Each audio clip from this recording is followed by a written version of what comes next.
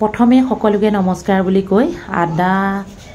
অকমান কেঁচা হালধি ধনিয়া নহৰু বিলাহী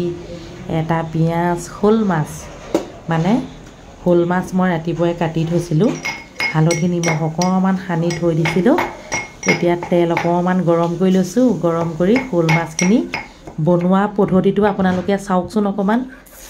এই মাছকেইটাত অকমান পানী আছিলে দেই সেয়েহে চাও কৰিছে এতিয়া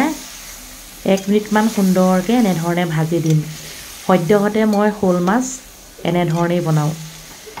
একদম সিম্পল লোকেল মাছসমূহ মই খুব সিম্পলকে বনাও কেঁচা হালধি আদা নহৰু অকমান পিচি দি দিছোঁ বিশেষ মছলা ব্যৱহাৰ নকৰো এতিয়া এই বিলাহী দিছোঁ লোকেল বিলাহী হলে বেছি ভাল বা নেমু টেঙা হলে বেছি ভাল কিন্তু আজি মোৰ ওচৰত এটাও নাই সেইবাবে বিলাহী দিছোঁ এটো চালানি বিলাহী বুলিয়ে ক'ব লাগিব লগতে অলপ পিঁয়াজ দিছোঁ এতিয়া আপোনালোকে চাই থাককচোন মাছখিনি মই কেনে ধৰণে বনাইছোঁ এনে ধৰণে বনালে খাবলৈ বহুত সোৱাদ লগা হয় এবাৰ বনাই আপোনালোকে খাই চাবচোন খাই চালেহে গম পাব দেই গৰম পানী জুখতকৈ অলপ বেছি দিব লাগে কিয় জানেনে 15 মিনিট উতলাই দিয়াৰ পাছত চক মাছ গোটা হৈ আছে বিলাহী আৰু পিঁয়াজ সকলোখিনি গলি গ'ল দেই এয়া এনে ধৰণে খাবলৈ বহুতেই টেষ্টি হয় বহুতে কয় মাছ ভাগি যায় কেতিয়াও নাভাগে মোৰ ষ্টাইলটো লিখিলে নাই অকমান ভাজি ললোঁ লাইট 2 মিনিটো নহ'লে 1 মিনিটহে ভাজিছোঁ তাৰপিছতে